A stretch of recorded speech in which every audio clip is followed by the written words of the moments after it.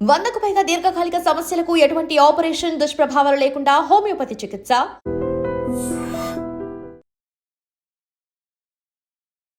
Hi hello నమస్తే, welcome back to iDream media. So ఇక్కడ నుంచి అమెరికా కొత్త రూల్స్ తీసుకొస్తుంది అనే విషయం అందరికీ బాగా అలవాటు అయిపోయింది లాస్ట్ ఇయర్ నుంచి అబ్జర్వ్ చేస్తే. బట్ వీసాకు సంబంధించి కొత్త రూల్ మళ్ళీ తీసుకొచ్చింది. ఏంటి ఆ రూల్ అంటే, ఎవరైతే నాన్ ఇమిగ్రెంట్స్ అనే వాళ్ళు ఉన్నారో వాళ్ళు ఒకప్పుడు వరకు ఫాలో అయ్యే ప్రొసీజర్ ఒకటైతే ఇప్పుడు ఫాలో అవ్వబోయే ప్రొసీజర్ ఇంకొకటి. దీనికి సంబంధించిన క్లుప్తమైన ఇన్ఫర్మేషన్ ఏంటి అనేది ఎపిసోడ్లో చివరి వరకు ఉంటేనే మీకు అర్థం అవుతుంది. సో ఈ ఇన్ఫర్మేషన్ మనకి ఇవ్వబోతున్నారు హైకోర్టు అడ్వకేట్ అలాగే ఇమిగ్రేషన్ లాయర్ అయిన పృథ్వీ గారు. సార్తో మాట్లాడదాం. నమస్కారం సార్. నమస్తే. సో అమెరికాకి సంబంధించి ఎటువంటి రూల్ వచ్చినా మా ముందుకి వచ్చే ఒకే ఒక పర్సన్, ఒకే ఒక్క లీగల్ అథారిటీ పృథ్వీ గారు. సో అడ్వకేట్ పృథ్వీ గారు, మీరు చెప్పండి, అమెరికా తీసుకొచ్చిన ఎన్నో రూల్స్ వీసాకు సంబంధించిన మాత్రం చాలా ప్రాపర్గా పాటించేలా చేస్తుంది. అండ్ ట్రంప్ దాంట్లో చాలా తుచ తప్పకుండా ప్రతిదీ కూడా ఇన్డెప్త్గా పాటిస్తున్నాడనే విషయం అయితే అందరికీ తెలుసు. మరొక కొత్త రూల్ అయితే తీసుకొచ్చారంట. ఇక నుంచి నాన్ ఇమిగ్రెంట్స్ వీసాకు సంబంధించిన ప్రొసీజర్ వాళ్ళ ఓన్ కంట్రీలోనే ఉండి చేసుకోవాలి అని చెప్పేసి. అసలు ఆ ప్రొసీజర్ ఏ విధంగా ఉంటుంది, ఏంటి ఆ ప్రొసీజర్, మరి ఈ రూల్కి సంబంధించి ఎవరెవరు ఎఫెక్ట్ అవుతారు, ఏ టైంలో దేనికి సంబంధించి మనం ఇక్కడ అప్డేట్ తీసుకోవాలంటారు?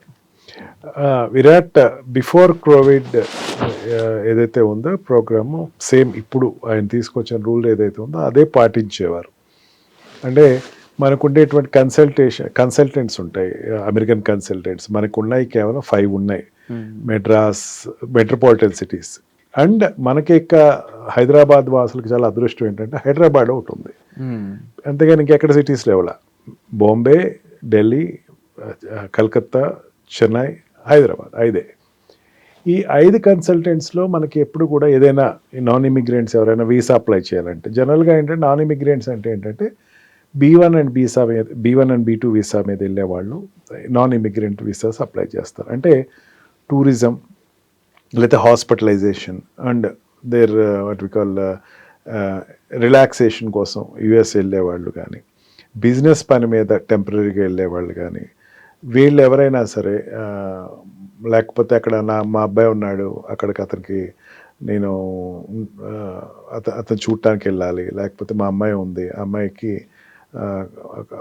జరిగేటువంటి కాలేజ్ డిగ్రీ ఫంక్షన్కి నేను వెళ్ళాలి, ఈ ఆలోచనతో ఉండే వాళ్ళకి జనరల్గా ఏం చేస్తారంటే వీసా అప్లై చేసిన తర్వాత 10 years సాటిస్ఫై అయిపోతే 10 years ఇచ్చేస్తాడు. ఈ ప్రాసెస్ అన్నది ఏదైతే ఉందో కోవిడ్కి ముందు అంతా కూడా హైదరాబాద్లోనే మనకిక్కడ తెలుగు రాష్ట్రాల్లో ఉండేవాళ్ళు హైదరాబాద్ తెలుగు రాష్ట్రాలనే కాదు, ఇండియాలో ఎక్కడున్నా సరే ఇక్కడికి వచ్చి రష్ చూసుకుంటారు. రష్ స్లాట్స్ ఎట్లా ఉన్నాయో చూసుకుంటారు. ఆ స్లాట్స్ తక్కువ ఉన్నాయి అనుకుంటే ఇక్కడికి వస్తారు. ఈ రకంగా హైదరాబాద్ వచ్చి చేర్చుకునేవాళ్ళు ఉండేవారు. కోవిడ్ వచ్చిన తర్వాత ఏమైందంటే ఈ ప్రాసెస్ అన్నది లెందీ ప్రాసెస్ అయిపోతుంది. అందుకని ఏం చేశారంటే మన వాళ్ళు కొన్ని కంట్రీస్లో కన్సల్టెంట్స్ ఓపెన్ అప్ చేశారు. అంటే అంటే ఇండియాలో ఎక్కడున్నా సరే హైదరాబాద్లో వచ్చి ఆప్ చేసుకోవచ్చు. అదే రకంగా కొన్ని కంట్రీస్ ఓపెన్ చేశారు. జర్మనీ ఓపెన్ చేశాడు, మనకి సింగపూర్ ఓపెన్ చేశాడు, అండ్ బ్యాంకాక్ ఓపెన్ చేశాడు. ఇక్కడికి వెళ్ళి చేయించుకుని అక్కడ ఒక వారం రోజులు 10 రోజులు ఉండి వాళ్ళు ఇంటర్వ్యూకి అటెండ్ అయ్యి వీసా, పాస్పోర్ట్, స్టాంప్స్ చేయించుకుని వచ్చేసేవారు అనమాట. వచ్చి ఆ డేట్లో వాళ్ళు టికెట్స్ తీసుకుని వెళ్ళి టికెట్స్ తోటి వెళ్ళటం అనేది జరిగే సర్వసాధారణ విషయం. ఇప్పుడు వచ్చినటువంటి నాన్ ఇమిగ్రేషన్ వీసా కోసం వాళ్ళు ఇచ్చినటువంటి రెగ్యులేషన్ ఏంటంటే మీ కంట్రీలోనే మీరు చేసుకోవాలా, బయట కంట్రీలో చేసుకుంటానికి వీల్లేదు అని చెప్పేసి చాలా స్ట్రింజెంట్గా ఒక రెగ్యులేషన్ అయితే తీసుకురావడం జరిగింది. అంటే కోవిడ్ తర్వాత ఆ మిగతా కంట్రీస్కి వెళ్ళి చేసుకుంటే నాన్ రెసిడెన్షియల్ ఏరియాస్కి వెళ్ళి లేకపోతే నాన్ సిటిజన్ ఏరియాకి వెళ్ళి చేసుకుంటారని ఫుల్ స్టాప్ పెట్టేశారు. అండ్ రివైవ్డ్ ద ప్రీవియస్ ఏదైతే రెగ్యులేషన్ ఉందో దాన్ని రివైవ్ చేశారు.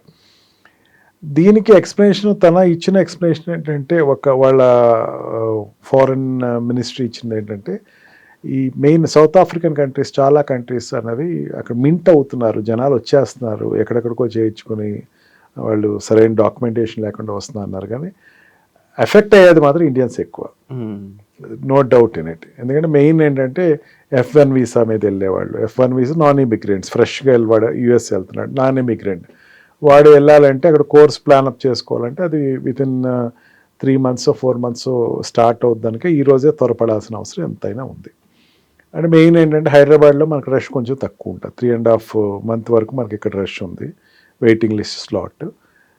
మెడ్రాస్ వచ్చేసరికి 9 months ఉంది, బాంబే కూడా 3.5 months ఉంది, ఢిల్లీలో 5 months 4 months ఉంది.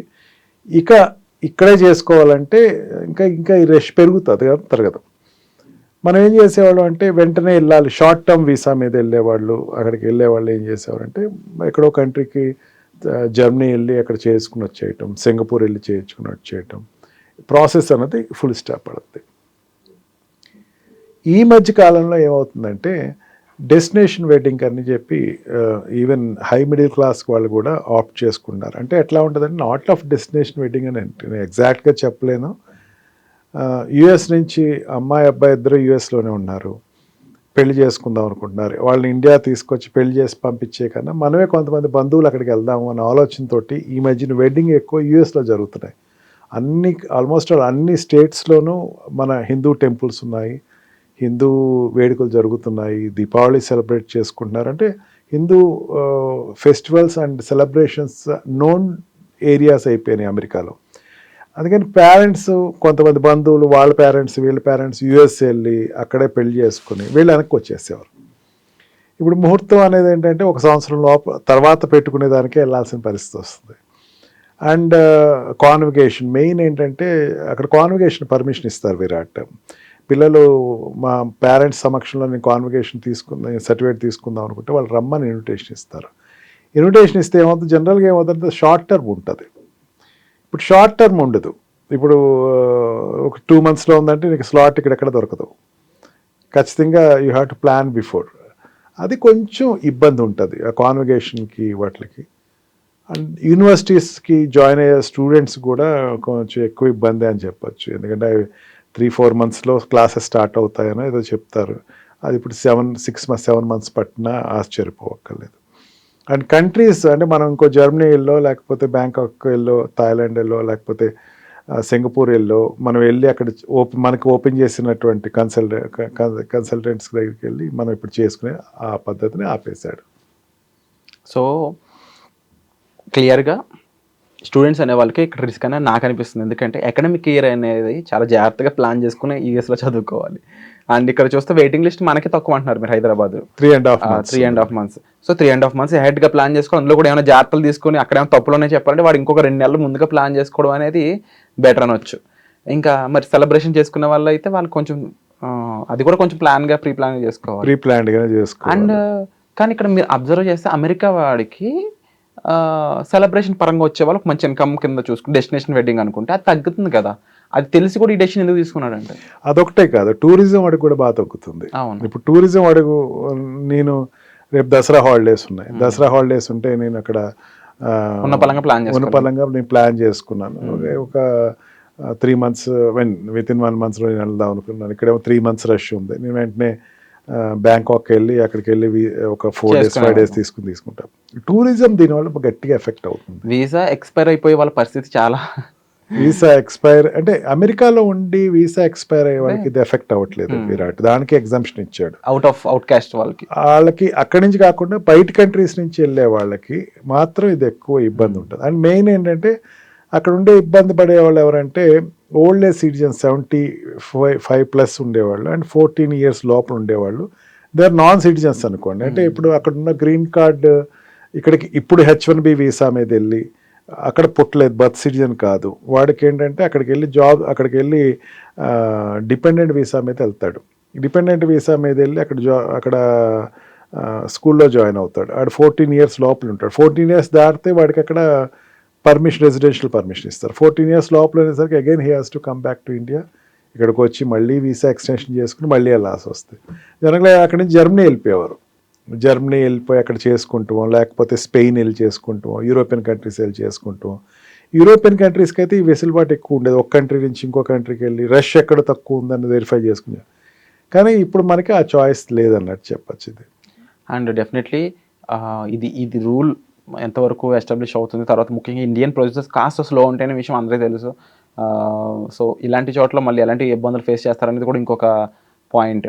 అండ్ యాజ్ ఇమిగ్రేషన్ లాయర్కి మీరేమంటారు? ఇక్కడ నుంచి జరిగే ప్రాసెస్, మన ఇండియాలో జరిగే వీసా ప్రాసెస్ అనే వాటికి ఏదైనా బెస్ట్ ఎగ్జాంపుల్ ఇస్తారు, కేస్ స్టడీ లాంటిది ఏదైనా?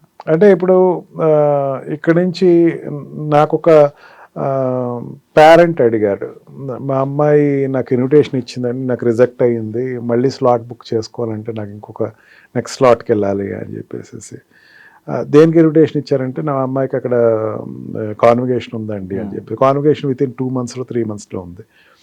మరి ఏం చేద్దాం అనుకున్నారంటే నేను హైదరాబాద్ నేను ఆప్ట్ చేసుకుంటున్నానండి, నాకు ఇక్కడే రష్ తక్కువ ఉంది, ఇక్కడ నేను వెళ్తున్నాను. దెన్ ఐ సెడ్ దట్ ఇక్కడెక్కడ మీకు సరిగ్గా చెప్పలేదమ్మా, ఈ ఇంటర్వ్యూలో ఇక్కడెక్కడ మీరు ఎక్కడ ల్యాగ్ అయ్యారు, ఇక్కడ సరే కరెక్ట్గా చెప్పండి, ఇక్కడ కరెక్ట్గా చెప్పండి అని చెప్పాము. Then they proceeded accordingly and they got it. ఇప్పుడు ఏమైపోతుంది, ఇంకొక హాస్పిటల్ కోసం వెళ్ళాల్సిన పరిస్థితి వచ్చింది, హాస్పిటలైజేషన్ కోసం. అక్కడ యుఎస్లో డాక్టర్ దగ్గరికి హాస్పిటలైజేషన్ కోసం ఒక పేషెంట్ తాలూకా వ్యక్తులు వస్తే మీరు బెటర్ అక్కడికి వెరిఫై వెదర్ జర్మనీ కానీ మీరు సింగపూర్ కానీ చూడండి అంటే, సింగపూర్లో రష్ తక్కువ ఉంది అండి, then better go there and ఇమీడియట్గా. అంటే హాస్పిటలైజేషన్ ఇమీడియట్ అటెండెన్స్ ఉంటుంది కాబట్టి అతనికి యుఎస్కి వెళ్ళి ట్రీట్మెంట్ కోసం అతను వెళ్ళగలిగాడు.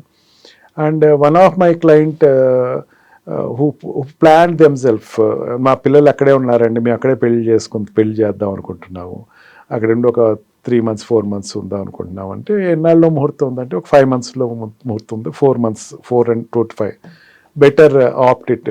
I only advised them. So very అహెడ్గా ప్లాన్ చేసుకుంటే తప్ప మోస్ట్ ఆఫ్ ది సిచ్యువేషన్లో కాస్త చేదు అనుభవం.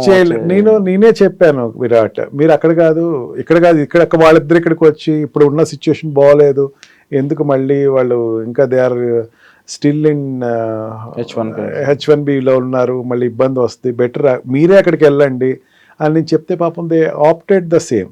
Now I am able to advise that. ఇది కూడా హార్డ్ అయిపోయింది. ఇది కూడా and students especially Virat, students will be affected a lot. ఎందుకంటే రష్ ఇంకా పెరుగుతుంది ఇప్పుడు ఇంకో కంట్రీకి వెళ్ళి ఆప్ట్ చేసుకునే వాళ్ళు ఉంటారు కాబట్టి వాళ్ళు కూడా ఇక్కడికి వస్తారు.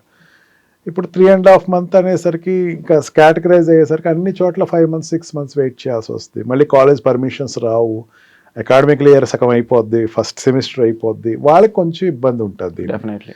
And there is no other out go. Already ఇప్పుడు వరకు స్టూడెంట్స్ 70% రిజిస్టర్ అయ్యారు, యూనివర్సిటీస్ అని గోల్ పెట్టేస్తున్నాయి ఇక్కడ. మళ్ళీ ఇదొక అంశం అన్నప్పుడు అంటే ప్రొసీజర్ చాలా హార్డ్ గా వెరీ స్ట్రిక్ట్ గా చేసుకుంటూ వెళ్తున్నారు. డైరెక్ట్ స్టూడెంట్స్ దగ్గర ఫిల్టర్ చేసుకుని నాకు బాగా హార్డ్ అండ్ బర్నింగ్ డిజైర్ ఉన్న వాళ్ళు అమెరికా రావాలని ఆయన అనుకుంటున్నాడో లేదో అర్థం కావడం లేదు, కానీ వెళ్ళే వాళ్ళకి మాత్రం చాలా ఇబ్బందికరంగా ఉంది. They definitely opt out other countries అయితే మాత్రం డెఫినెట్లీ మీరు చెప్పినట్టు అక్కడ యూనివర్సిటీస్కి పెద్ద దెబ్బ కిందే ఆలోచించాలి. బట్ ప్రొసీజర్ అయితే చాలా కష్టతరంగా మారింది అనడంలో ఎటువంటి డౌట్ లేదు. యూజువల్ సింప్లిఫై చేస్తారు ప్రొసీజర్ అనేవి, ఇక్కడేమో డిఫరెంట్ కంప్లీట్లీ ఆపోజిట్ ఉంది. సో ఈ విషయంపై మీరు స్టూడెంట్స్ అయి ఉండొచ్చు, పేరెంట్స్ అయి ఉండొచ్చు, మీరేమైనా ఫీల్ అవుతున్నారో తప్పకుండా కామెంట్ సెక్షన్లో మెన్షన్ చేయండి. అండ్ ప్రతి విషయం మీద మీకు క్లియర్ అనాలిసిస్ కావాలి, క్లియర్ ఇన్ఫర్మేషన్ కావాలి, ఒక హెల్ప్ కావాలనుకున్నట్లయితే డిస్ప్లే అవుతుంటాయండి పృథ్వీ గారి నెంబర్స్. మీరు సార్కి కాల్ చేసి సార్తో పాటు డిస్కస్ చేసి మీరు డెసిషన్ తీసుకోవచ్చు. Thank you so much. And don't forget to subscribe to iDream. And for more videos, please subscribe to iDream. Please subscribe to iDream. Please subscribe iDream. And please subscribe to iDream. For more videos, subscribe to iDream. please like, share and subscribe to the channel. Congratulations, iDream. Subscribe to iDream. Subscribe to iDream. So subscribe to iDream Media. iDream team andarki huge congratulations. Please subscribe iDream Media. Please subscribe to iDream. Subscribe iDream. Please subscribe to iDream. iDream అంటే నా కళల ఛానల్ను subscribe చేసుకున్న నోరు తిరుగుతలేదు, మీరైతే గంట గుర్తు కొట్టండి. For more such videos, please subscribe to iDream. Subscribe to iDream. Please subscribe to iDream. Please subscribe iDream Media. Please do subscribe to iDream. Please subscribe to iDream Media. For best entertainment and information, please subscribe iDream.